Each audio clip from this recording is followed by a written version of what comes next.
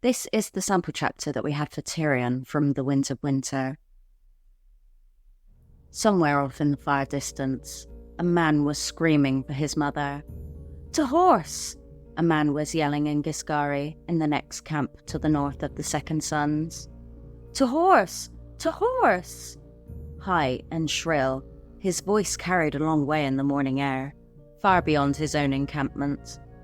Tyrion knew just enough Giscari to understand the words, but the fear in his voice would have been plain in any tongue. "I know how he feels." It was time to find his own horse, he knew. Time to don some dead boy's armour, buckle on a sword and dagger, slip his dinted great helm down over his head. Dawn had broken, and a sliver of the rising sun was visible behind the city's walls and towers, blindingly bright. To the west, the stars were fading, one by one. Trumpets were blowing along the Skahazadan, war horns answering from the walls of Marine. A ship was sinking in the river mouth, afire. Dead men and dragons were moving through the sky, whilst warships crashed and clashed on Slaver's Bay. Tyrion could not see them from here, but he could hear the sounds. The crash of hull against hull as ships slammed together, the deep-throated war horns of the Ironborn, and the queer high whistles of Karth. The splintering of oars, the shouts and battle cries, crash of axe on armour, sword on shield, all mingled with the shrieks of wounded men.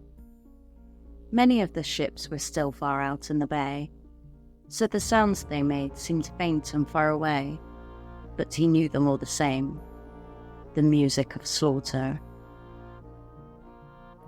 300 yards from where he stood rose the Wicked Sister, her long arms swinging up with a clutch of corpses. Clunk, thump, and there they flew, naked and swollen, pale dead birds tumbling boneless through the air. The siege camps shimmered in a gaudy haze of rose and gold, but the famous stepped pyramids of Marine hulked black against the glare. Something was moving atop one of them, he saw. A dragon. But which one? At this distance, it could as easily have been an eagle. A very big eagle. After days spent hidden inside musty tents of Second Sons, the air outside smelled fresh and clear. Though he could not see the bay from where he stood, the tang of salt told him it was near. Tyrion filled his lungs with it. A fine day for a battle. From the east, the sound of drumming rolled across the parched plain. A column of mounted men flashed past the harridan, flying the blue banners of the wind-blown. A younger man might have found it all exhilarating. A stupider man might have thought it grand and glorious, right up to the moment when some arse-ugly youngish slave soldier with rings in his nipples planted an axe between his eyes. Tyrion Lannister knew better. The gods did not fashion me to wield a sword, he thought, so why do they keep putting me in the midst of battles? No one heard, no one answered, no one cared. Tyrion found himself thinking back on his first battle. Shae had been the first to stir, woken by his father's trumpets. The sweet strumpet who'd pleasured him for half the night had trembled naked in his arms, a frightened child. Or was that all a lie as well? A ploy she used to make me feel brave and brilliant. What a mummer she might have been. When Tyrion had shouted out for Podrick Payne to help him with his armour, he'd found the boy asleep and snoring. Not the quickest lad I've ever known, but a decent squire in the end. I hope he found a better man to serve. It was queer, but Tyrion remembered the Green Fork much better than he remembered the Blackwater. It was my first. You never forget your first. He remembered the fog drifting off the river, wending through the reeds like pale white fingers, and the beauty of that sunrise. He remembered that as well. Stars strewn across a purple sky, the grass glittering like glass with a morning dew. red splendor in the east. He remembered the touch of Shae's fingers as she helped pod with Tyrion's mismatched armor. That bloody helm, like a bucket with a spike. That spike had saved him, though, had won him his first victory. But Great and Penny had never looked half as silly as he must have looked that day. Shae had called him fearsome when she saw him in his still, mind you. How could I have been so blind, so deaf, so stupid? I should have known better than to do my thinking with my cock. The second sons were saddling their horses. They went about it calmly, unhurriedly, efficiently. It was nothing they had not done 100 times before.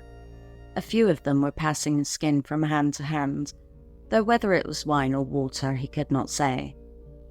Bakoko was kissing his lover shamelessly, kneading the boy's buttocks with one huge hand, the other tangled in his hair. Behind them, Sir Garibold was brushing out the mane of his big gelding.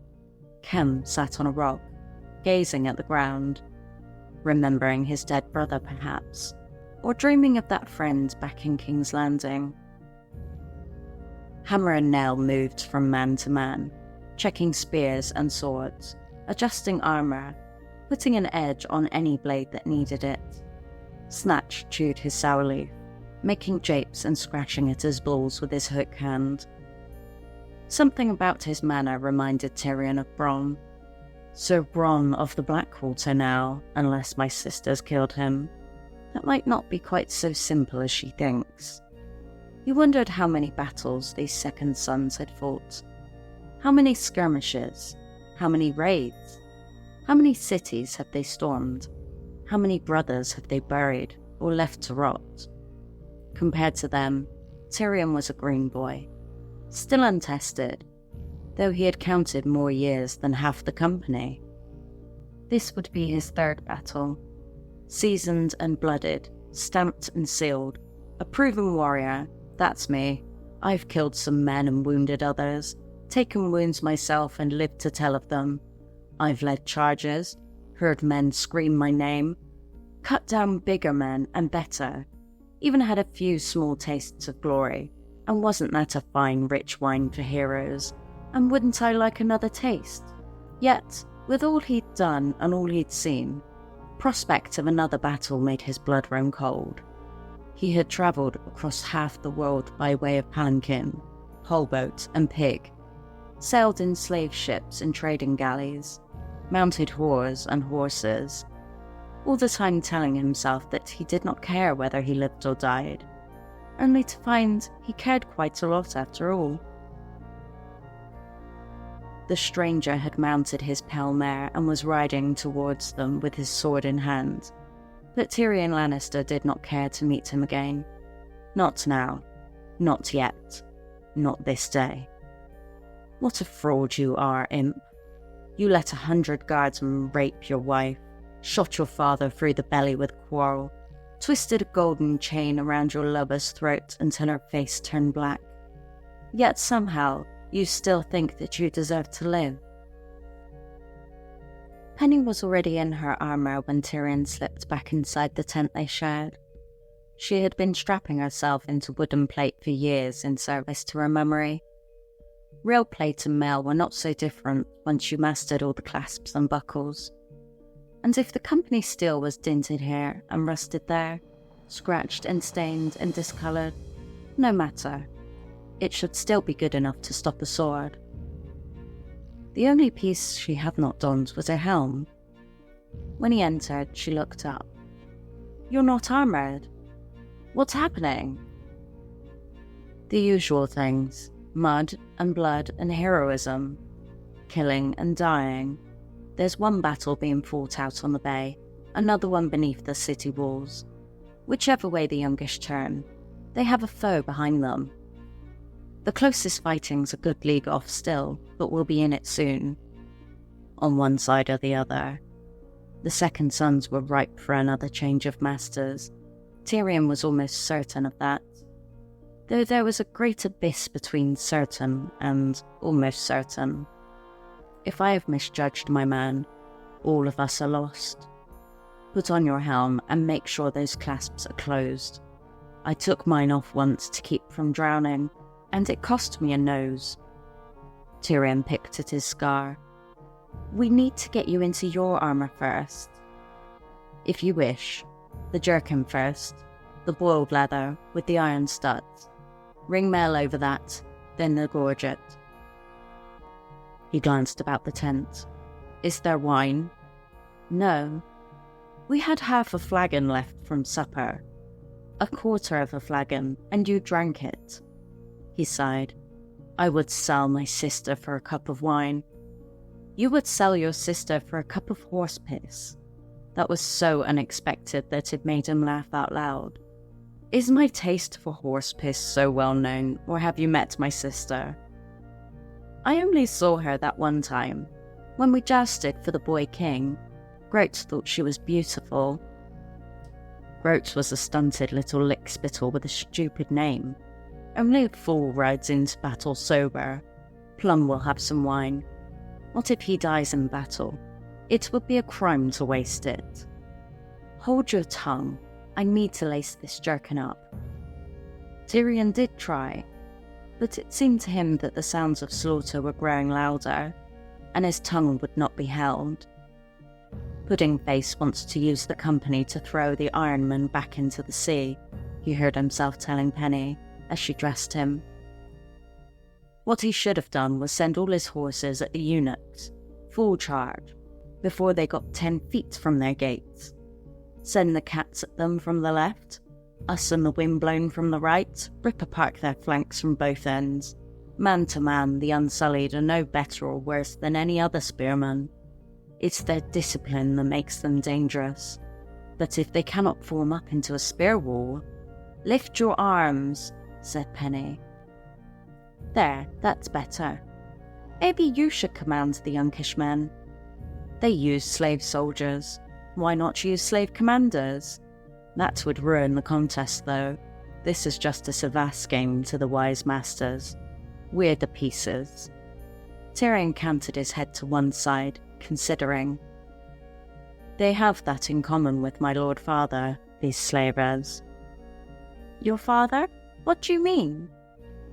"I was just recalling my first battle, the Green Fort. We fought between a river and a road. When I saw my father's host deploy, I remember thinking how beautiful it was, like a flower opening its petals to the sun. A crimson rose with iron thorns. And my father, he had never looked so resplendent. He wore crimson armour, with this huge greatcloak made of cloth of gold, a pair of golden lions on his shoulders, another on his helm. His stallion was magnificent. His lordship watched the whole battle from atop that horse, and never got within 100 yards of any foe. He never moved, never smiled, never broke a sweat, whilst thousands died below him. Picture me perched on a camp stool, gazing down upon a Savas board. We could almost be twins, if I had a horse, some crimson armour, and a great cloak sewn from cloth of gold. He was taller too. I have more hair." Penny kissed him. She moved so fast that he had no time to think. She darted in, quick as a bird, and pressed her lips to his. Just as quickly as it was over. "What was that for?" he almost said, but he knew what it was for. "Thank you," he might have said, but she might take that as leave to do it again. "Child, I have no wish to hurt you." He could have tried, but Penny was no child, and his wishes would not blunt the cut. For the first time for longer than he cared to think, Tyrion Lannister was at a loss for words.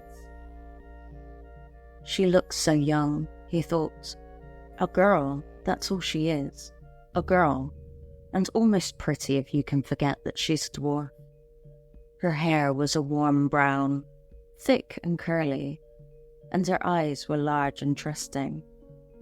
Too trusting. "Do you hear that sound?" said Tyrion. She listened. "What is it?" she said as she was strapping a pair of mismatched greaves onto his stunted legs. "War. on either side of us, and not a league away. That's slaughter, Penny. That's men stumbling through the mud with their entrails hanging out. That's severed limbs and broken bones and pools of blood. You know how the worms come out after a hard rain. I hear they do the same after a big battle if enough blood soaks into the ground. That's the stranger coming, Penny. The black goat, the pale child, him of many faces. Call him what you will. That's death. You're scaring me. Am I? Good. You should be scared. We have Ironborn swarming ashore, and Sir Barristan and his Unsullied pouring out the city gates, with us between them, fighting on the wrong bloody side. I am terrified myself. You say that, but you still make japes. Japes are one way to keep the fear away. Wine's another. You're brave. Little people can be brave. My giant of Lannister, he heard. She is mocking me. He almost slapped her again. His head was pounding. I never meant to make you angry, Penny said.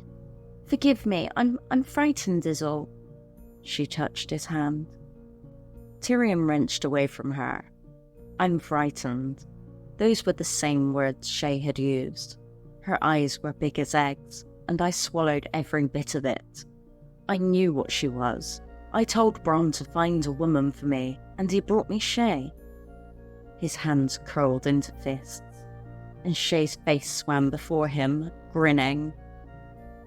Then the chain was tightening about her throat, the golden hands digging deep into her flesh, as her own hands fluttered against his face, with all the force of butterflies.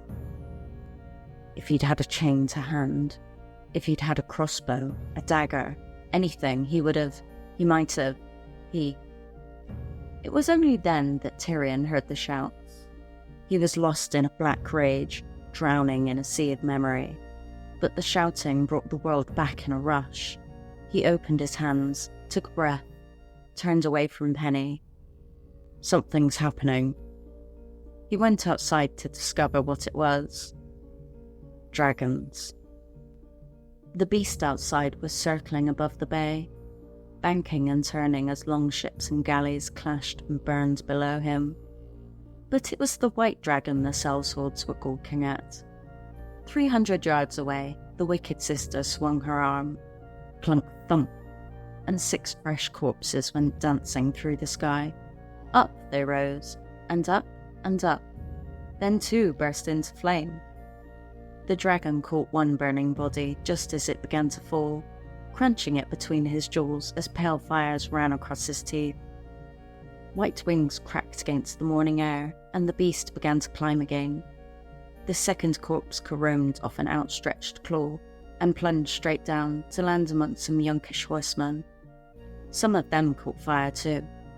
One horse reared up and threw his rider. The others ran, trying to outrace the flames and fanning them instead. Tyrion Lannister could almost taste the panic as it rippled out across the camps. The sharp, familiar scent of urine filled the air. The dwarf glanced about and was relieved to see that it was Inkpots who had pissed himself, not him. You had best go change your breeches, Tyrion told him, and whilst you're about it, turn your cloak. The paymaster blanched but did not move. He was still standing there, staring as the dragon snatched corpses from the air, when the messenger came pounding up. A bloody officer, Tyrion saw at once. He was clad in golden armour and mounted on a golden horse. Loudly, he announced that he had come from the supreme commander of the Yunkai, the noble and puissant Gorjak So Eraz. Lord Gorjak sends his compliments to Captain Plum and requests that he bring his company to the bay shore. Our ships are under attack. Your ships are sinking, burning, fleeing, thought Tyrion. Your ships are being taken, your men put to the sword. He was a Lannister of Casterly Rock, close by the Iron Islands. Ironborn reavers are no strangers to their shores. Over the centuries, they had burned Lannisport at least thrice and raided it 24 times. Westermen knew what savagery the Ironborn were capable of. These slavers were just learning. "Captain's not here just now," Inkpot told the messenger. "He's gone to see the girl general." The rider pointed at the sun. "Lady Malaza's command ended with the rising of the sun. Do as Lord Gorjak instructs you." "Attack the squid ships, you mean? The ones out there on the water?" The paymaster frowned. "I don't see how myself, but when Brown Ben gets back, I'll tell him what your Gorjak wants." "I gave you a command. You will act upon it now." "We take commands from our captain," Inkpot said in his usual mild tone. "He's not here, I told you." The messenger had lost his patience. Tyrion could see. "Battle is joined. Your commander should be with you." "Might be, but he's not. The girl sent for him. He went." The messenger went purple. "You must carry out your order." Snatch spat a wad of well-chewed sour leaf out of the left side of his mouth. "You must carry out your order." Snatch spat a wad of well-chewed sour leaf out of the left of his mouth. "Begging your pardon," he told the younkish rider, "but we're all horsemen here, same as my lord. Now, a good trained warhorse, he'll charge a wall of spears, some will leap a fire ditch, but I never once seen any horse could run on water."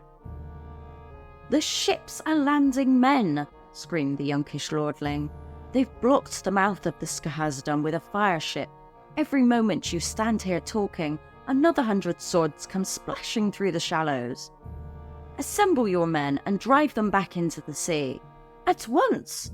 Gorjak commands it." "Which one is Gorjak?"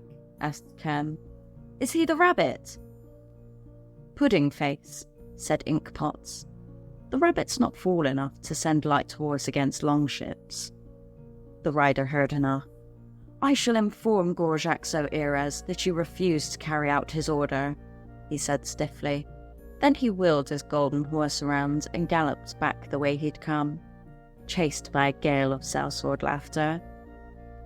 Inkpots was the first to let his smile die. "Enough," he said, suddenly solemn. "Back to it. Get those horses saddled. I want every man of you ready to ride when Ben gets back here with some proper orders. And put that cook fire out. You can break your fasts after the fighting's done if you live that long." His gaze fell on Tyrion. "What are you grinning at? You look like a little fool in that armour, half-man." "Better to look a fool than be one," the dwarf replied. "We are on the losing side." "The half-man's right," said Jorah Mormont. "We do not want to be fighting for the slavers when Daenerys returns. And she will. Make no mistake. Strike now and strike hard, and the Queen will not forget it. Find her hostages and free them, and I will swear on the honour of my house and home that this was Brown Ben's plan from the beginning." Out on the waters of Slavers Bay, another of the Caribbean galleys went up in a sudden whoosh of flame. Tyrion could hear elephants trumpeting to the east. The arms of the 6 sisters rose and fell, throwing corpses. Shield slammed against shield as 2 spear walls came together beneath the walls of Marine. Dragons wheeled overhead, their shadows sweeping across upturned faces of friends and foe alike. Inkpot threw up his hands. "I keep the books, I guard our gold, I draw up our agreements, collect our wages, make certain that we have sufficient coin to buy provisions. I do not decide who we fight or when. That is for Brown Ben to say. Take it up with him when he returns." By the time Plum and his companions came galloping back from the camp of the Girl General, the White Dragon had flown back to its lair above Marine. The Green still prowled, soaring in wide circles above the city and bay on great green wings. Brown Ben Plum wore plate and mail over boiled leather. The silk cloak flowing from his shoulders was his only concession to vanity. It rippled when he moved, the colour changing from pale violet to deep purple. He swung down from his horse and gave her over to a groom, then told Snatch to summon his captains. "Tell them to make haste," added Casporio the Cunning. Tyrion was not even a sergeant, but their Savas games had made him a familiar sight in Brown Ben's tent, and no one tried to stop him when he entered with the rest. Besides Casporio and Inkpot, Ullen and Bakoko were amongst those summoned. The dwarf was surprised to see Sir Jorah Mormont there as well.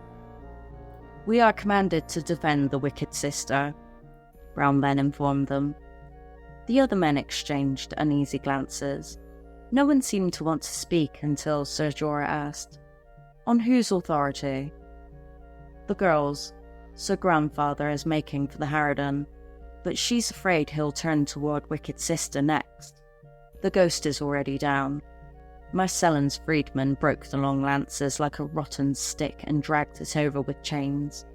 The girl figures Selmy means to bring down all the trebuchets." "It's what I'd do in his place," Sir Jorah said. "Only I would have done it sooner." "Why is the girl still giving orders?" Inkpot sounded baffled. "Dawn has come and gone. Can she not see the sun? She is behaving as if she was still the Supreme Commander." "If you were her and knew that Pudding Face were about to assume command, you might keep giving orders too," said Mormont. "If you were her and knew the Pudding Face was about to assume command, you might keep giving orders too," said Mormont. "One is no better than the other," Casporio insisted. "True," said Tyrion, "but Malazar has nicer teeth." "Crossbows is how you hold the Wicked Sister," Inkpot said. "Scorpions, mangonels, that's what's needed. You do not use mounted men to defend a fixed position. Does the girl mean for us to dismount? If so, why not use her spears or slingers?" Kem stuck his pale blonde head inside the tent. "Sorry to disturb, my lords, but another rider's come. Says he has new orders from the Supreme Commander." Brown Ben glanced at Tyrion, then shrugged. "Send him in." "In here?" Kem asked, confused. "Here is where I seem to be," Plum said, with a trace of irritation. "If he goes somewhere else, he will not find me." Out went Kem. When he returned, he held the tent flap open for a youngish nobleman in a cloak of yellow silk with matching pantaloons. The man's oily black hair had been tortured, twisted and lacquered to make it seem as if he had 100 tiny roses sprouting from his head. On his breastplate was a scene of such delightful depravity that Tyrion sensed a kindred spirit. "The Unsullied are advancing towards the Harpy's daughter," the messenger announced. "Bloodbeard and 2 Giscari legions stand against them. Whilst they hold the line, you are to sweep around behind the eunuchs and take them in the rear, sparing none. This is by the command of the most noble and puissant, Morgar Zo Zerzin, Supreme Commander of the Yunkai." "Morgar?" Casporio frowned. "No, Gorjak commands today." "Gorjak Zo Eras lies slain, cut down by Pentoshi treachery. The turncloak who names himself the Prince of Tatters shall die screaming for this infamy, the noble Morgar swears." Brown Ben scratched at his beard. "The windblown have gone over, have they?" he said in a tone of mild interest. Tyrion chortled. "And we've traded Pudding Face for the Drunken Conqueror. It's a wonder he was able to crawl out of the flagon long enough to give a halfway sensible command." The youngish man glared at the dwarf. "Hold your tongue, you verminous little—" His retort withered. "This insolent dwarf is an escaped slave," he declared, shocked.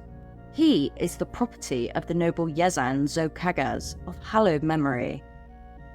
"You are mistaken. He is my brother in arms, a free man, and a second son. Yezan's slaves wear golden collars." Brown Ben smiled his most amiable smile. "Golden collars with little bells. Do you hear bells? I hear no bells. Collars can be removed. I demand that the dwarf be surrendered for punishment at once." That seems harsh. Jorah, what do you think? This. Mormont's longsword was in his hand. As the rider turned, Sir Jorah thrust it through his throat. Point came out the back of the yonkishman's neck, red and wet. Blood bubbled from his lips and down his chin. The man took 2 wobbly steps and fell across the Savas board, scattering the wooden armies everywhere. He twitched a few more times, grasping the blade of Mormont's sword with one hand as the other clawed feebly at the overturned table. Only then did the yonkishman seem to realise he was dead. He lay face down on the carpet in a welter of red blood and oily black roses. Sir Jorah wrenched his sword free from the dead man's neck. Blood ran down its fillers. The white Savas dragon ended up at Tyrion's feet. He scooped it off the carpet and wiped it on his sleeve, but some of the yonkish blood had collected in the fine grooves of the carving, so the pale wood seemed veined with red. All hail our beloved Queen Daenerys. Be she alive or be she dead. He tossed the bloody dragon in the air, caught it, grinned. We have always been the Queen's men, announced Brown Ben Plum.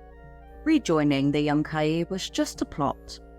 And what a clever ploy it was. Tyrion gave the dead man a shove with his boot. If that breastplate fits, I want it.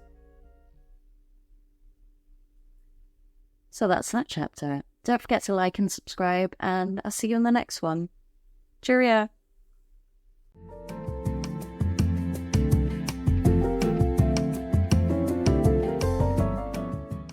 But it seemed to him that the sounds of laughter, slaughter, as her own hands fluttered against his face with all the force of fuck's sake. In a cloak of yellow silk with matching pantaloons. Fuck's sake. The dwarf was surprised to see Jorah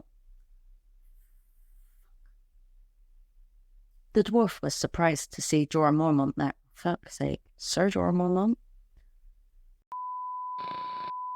Besides Casporio and Inkpots, Ullin and Bakoko were the...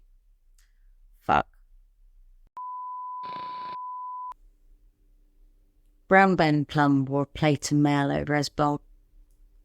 Brown Ben Plum wore plate and mail over boiled leather. The silk cloak flowing. God, what fuck?